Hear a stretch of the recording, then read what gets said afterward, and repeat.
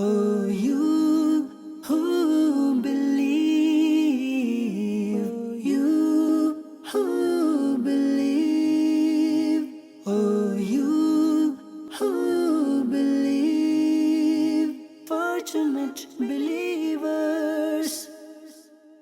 Alhamdulillah Rabbil Alamin wa salatu wa salamu ala Sayyidil Mursaleen amma ba'd fa'udhu billahi minash shaitanir rajim bismillahir rahmanir rahim As-salatu was-salamu alayka ya Rasulullah wa ala alika wa ashabika ya Habiballah As-salatu was-salamu alayka ya Nabiyallah wa ala alika wa ashabika ya Nurallah. Dear viewers, welcome to another episode of our program Fortunate Believers, in which we are discussing those noble verses of the Quran wherein Allah Azza wa Jal has addressed me and you, the believers. How has He addressed us? By saying, Ya ayyuhalladhina amanu, O believers, O those who believe. Inshallah, in this episode, like the previous episodes, we'll be discussing one of these verses that starts with Ya ayyuhalladhina amanu and then mention the rest of the verse, including the ahkam, the rulings that are derived from that particular verse. But before we do that, inshallah, let us listen to an excellence of reciting Durood Sharif Salat upon the beloved Prophet sallallahu alaihi wasallam.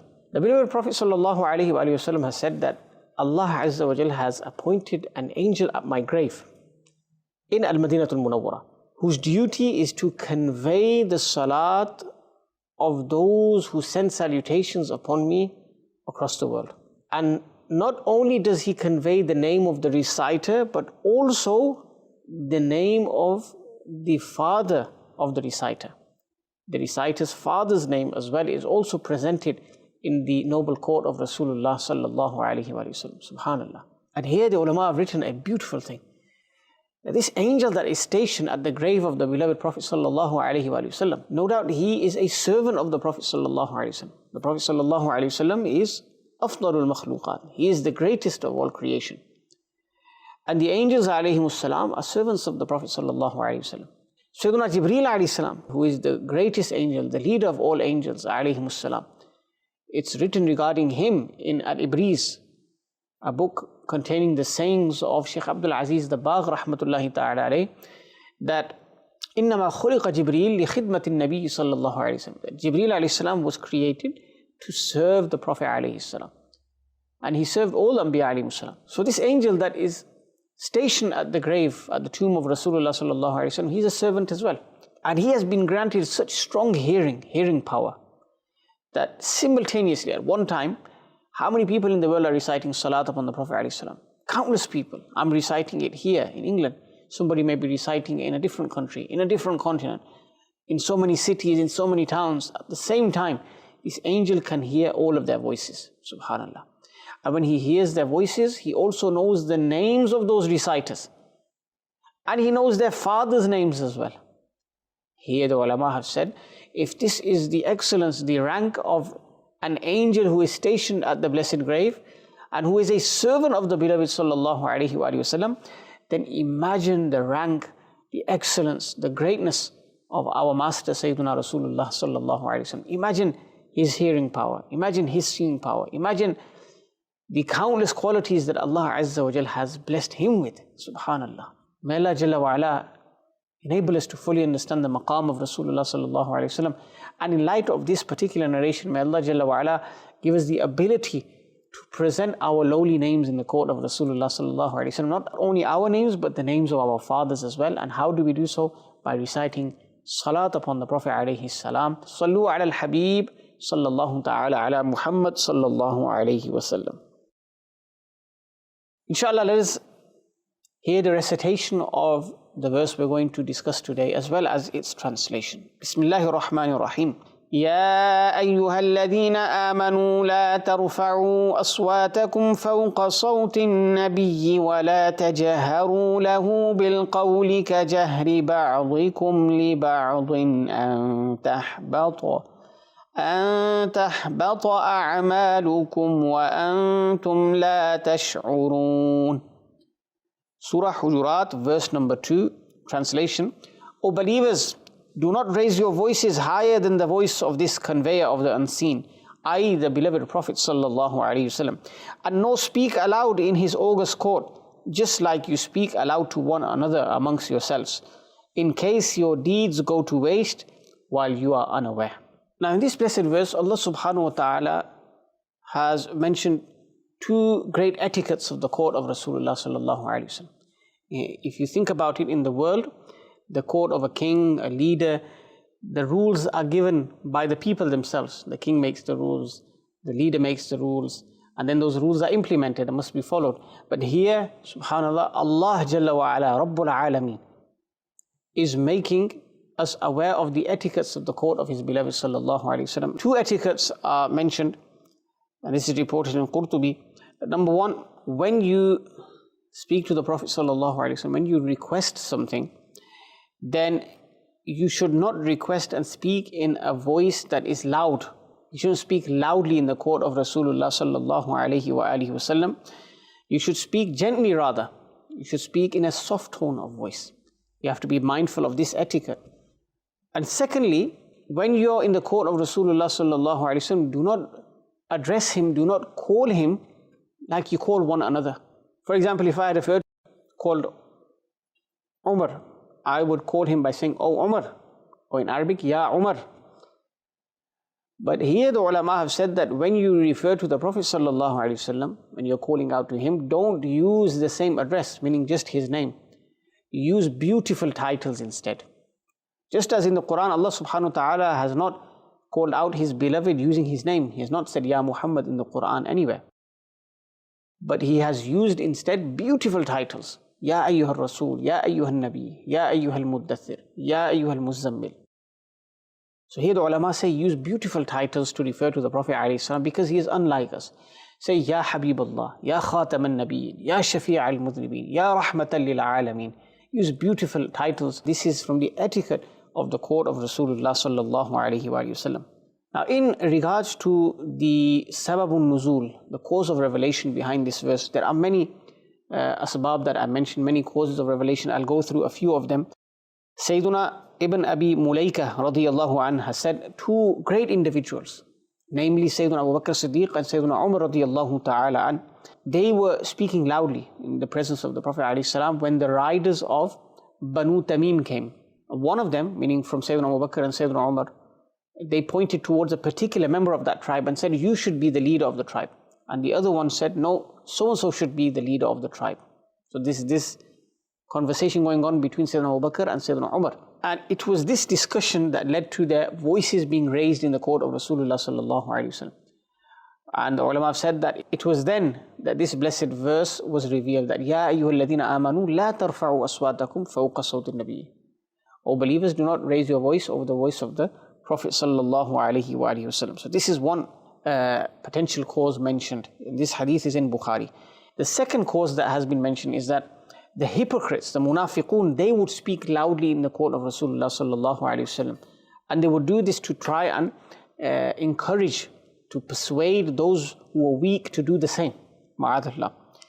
And then this verse was revealed that Muslims, they are forbidden to raise their voices in the court of Rasulullah sallallahu alaihi wasallam. And this is mentioned in Qurtubi, Tafsir Qurtubi, that they were unsuccessful in their objective, meaning the munafiqun. They wanted others to follow them in raising their voices. But Allah subhanahu wa ta'ala revealed this verse and mentioned the etiquette of the court of Rasulullah that you are not allowed to raise your voices, otherwise your a'mal will be destroyed and you won't even realize. Another cause that has been mentioned is that Sayyiduna Thabit bin Qais radiyallahu anhu, a sahabi of the Prophet alayhi salam, he was hard of hearing, and because of that he would speak loudly. And Sayyiduna Abdullah bin Abbas radiyallahu anhuma is the narrator. He says that he would speak so loudly that sometimes it would cause pain to the Prophet sallallahu alaihi wasallam. Now here the ulama say that even though this sahabi had difficulty hearing, he was hard of hearing, but that does not necessitate that a person must speak loud. No. And politely, humbly, one should explain to such a person who is hard of hearing and then who speaks loudly that they don't go together, they don't go hand in hand, meaning because you're hard of hearing, you have to speak loudly. No. The people, they can hear. So with love, with affection, this should be explained. And there's no harm in doing that as well. That when you speak, speak gently, speak in a low tone of voice. People will hear you, inshaAllah. And Allama ibn Hajar Asqalani rahmatullahi ta'ala alayhi, he mentions in Fathul Bari that it could have been the case that multiple incidents occurred before the revelation of this verse, and all of them led to this verse being revealed. Now when this verse was revealed, how did the Sahaba change? How did the Sahaba now act in the court of the Prophet sallallahu alaihi wasallam? SubhanAllah, there are many examples of this which are a great lesson for us, great lesson for the whole ummah. And these accounts show us that the Sahaba, as soon as a hukum would be revealed, they were the first to act upon it. There was no hesitation from them, and they wholeheartedly acted upon that hukum of the Quran. So let us listen to some accounts in this regard. Sayyidina Abu Bakr Siddiq radiyallahu ta'ala, he said that when this verse, Ya ayyuhalladhina amanu la tarfa'u aswatakum fawqa sawti an-nabiy, was revealed, I humbly said, Ya Rasulullah sallallahu alayhi wa sallam, by Allah Almighty, from now on, I will speak to you in a whispering manner, meaning I will whisper to you. I won't even speak properly as normally I would speak. I would speak in a whispering manner. This was the adab that Sayyidina Abu Bakr Siddiq radiyallahu anhu had. And this was the fear he had in his heart, that if I speak loudly, look at the warning mentioned in the verse of the Quran, that أَن تَحْبَطَ أَعْمَالُكُمْ وَأَنْتُمْ لَا تَشْعُرُونَ, that your a'mal will be destroyed and you won't even be aware, you won't even realize. It's narrated regarding Sayyidina Abdullah bin Zubayr.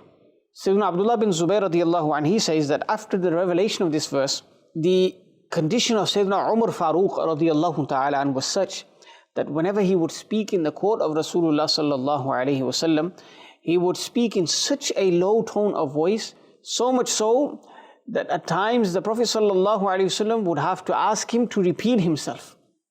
And this is a narration mentioned in Tirmidhi. Look at the adab of Sayyidina Umar radiyallahu anhu. Look at his amal upon this verse of the Quran. As for the sahabi we just touched upon earlier, Sayyidina Thabit bin Qais radiyallahu anhu, what happened to him after this verse was revealed?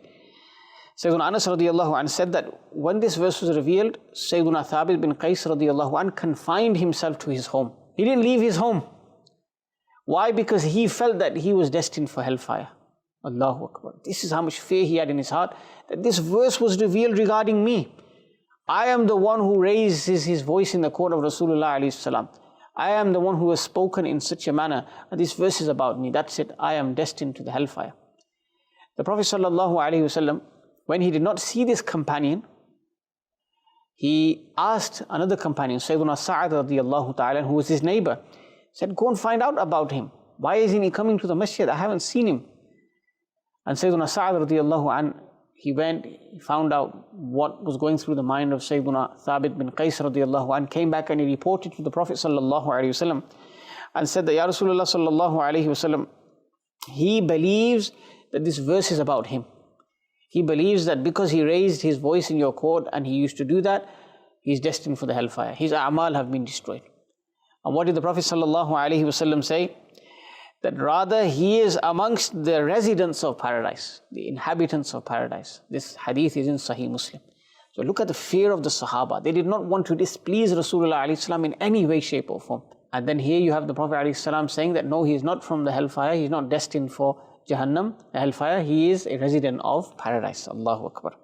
In one narration it states that Sayyidina Umar radiyallahu an, he heard two people speaking loudly in Masjidun Nabawi Sharif, ala sahibiha salatu wassalam.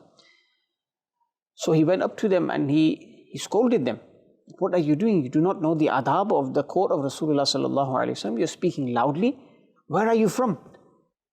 And they said, we are the residents of Taif. And because they came from so far, they didn't know about this etiquette. And Sayyidina Umar radiyallahu anhu then said to them that if you were from here, if you were locals, then I would have punished you. Because people here know about this adab of the court of Rasulullah sallallahu alayhi wa alihi wasallam. So this was the manner in which the Sahaba acted upon this verse of the Quran. Let us go to our honorable pious predecessors, rahimahumullah ta'ala. What was their practice in this regard? Inshallah, let us listen to their amal. Why? Because it's important to realize from this that although they came later, the pious predecessors were not in the era of the Prophet sallallahu alaihi wasallam. They weren't Sahaba. They may have been Tabi'een, Atba'u Tabi'een, even awliya who came afterwards, even Mufassirin, Muhaddithin, and Muslims from later generations. Yet they knew that the adab for Rasulullah alayhi salam is the same as if he was before them, if he was present before them. Meaning after his apparent demise from the world, the adab is the same. The etiquette is the same. The respect and honor that has to be shown is exactly the same. So let us hear a few accounts. Abu Jafar Mansur, who was the leader of the time, he was conversing with Imam Malik rahimahullah ta'ala regarding a ruling, and this was in Masjid al-Nabawi Sharif, in the Masjid of the Prophet sallallahu alaihi wasallam. And during this discussion, his voice grew loud, began to speak loudly. Abu Ja'far Mansur. And this is when Imam Malik rahmatullahi alayhi said to him, O Amir al-Mu'mineen, O ruler of the Muslims, do not raise your voice in this masjid, because Allah Azza wa Jal has taught manners to a group and said, Ya ayyuhalladhina amanu la tarfa'u aswatakum fawqa sawtin nabiyyi, until the end of the verse. And Allah subhanahu wa ta'ala has complimented another group by saying, Inna alladhina yaghudduna aswatahum 'inda rasulillah, ulaika alladhina imtahana Allahu qulubahum littaqwa, lahum maghfiratun wa ajrun 'azim. That indeed those who lower their voices in the august court of Allah's beloved messenger, they are the ones whose hearts Allah has tested for piety. For them is forgiveness and great reward. And Imam Malik continues and he says, Allah has said regarding another group, condemning them, إِنَّ الَّذِينَ يُنَادُونَكَ مِنْ وَرَاءِ الْحُجُرَاتِ أَكْثَرُهُمْ لَا يَعْقِلُونَ. Indeed, those who call you from outside the rooms, most of them do not have any sense. And Imam Malik said, know that the etiquette of the court of Rasulullah sallallahu alaihi wasallam, the honor and respect that must be shown to him is the same after his apparent demise as it was when he was amongst the people. Meaning the same adab has to be shown. And this is when the Khalifa, this is when Abu Ja'far Mansur expressed humility and he said, Oh Abu Abdullah, should I supplicate whilst facing the Qibla and turn my back to the blessed tomb of Rasulullah alayhi salam, or should I supplicate whilst facing the Messenger of Allah alayhi salam in Madinah Sharif, in Masjid al-Nabawi? And Imam Malik rahmatullahi ta'ala alayhi said, why do you turn your face away from the Prophet alayhi salam, although he is your wasila, your intermediary, and the wasila of your great forefather Sayyiduna Adam alayhi salam. He is your wasila in the court of Allah Azza wa Jalla on the Day of Judgment. Turn your face to the Prophet alayhi salam and plead for his intercession. Ask for his intercession. Allah Azza wa Jal will accept his intercession in your favor. SubhanAllah, this was the adab of Imam Malik rahmatullahi alayhi. Another account. Sayyiduna Sulaiman bin Harb rahmatullahi alayhi, he says that one day Sayyiduna Hamad bin Zayd rahmatullahi alayhi was mentioning a hadith of the Prophet alayhi salatu wasalam. Meanwhile, someone started to speak during this narration of the hadith. Upon this, Sayyiduna Hamad rahmatullahi alayhi became angry and he said that Allah Azza wa Jalla has said, do not raise your voices higher than the voices of this conveyor of the unseen, meaning the beloved Prophet alayhi salam. I am mentioning the narration of the Prophet alayhi salam. Yes, it's my voice, but it is the hadith of the Prophet sallallahu alayhi wasallam, and you're having your own conversation. Meaning, why are you having a conversation whilst listening to the speech of Rasulullah sallallahu alayhi wasallam? Allahu Akbar. Look at the adab that they had for the Messenger of Allah alayhi salam. They did not like for someone to be speaking whilst a hadith is being narrated. So just to conclude, a few points inshallah regarding the etiquette of the court of Rasulullah sallallahu alayhi wasallam. Mufti Ahmad Yar Khan Naimi rahmatullahi alayhi, as well as other scholars have said that even today when you visit Madinah Sharif, when you perform Umrah, Hajj, and then you visit the sacred city of Madinah al-Munawwara, you should present your salam in a low tone of voice. They should stand at some distance. This is all to do with the adab of the court of Rasulullah alayhi salam. And you just heard that a hadith is being narrated, you should listen quietly. If you're present somewhere where a hadith is being narrated, then we should refrain from speaking.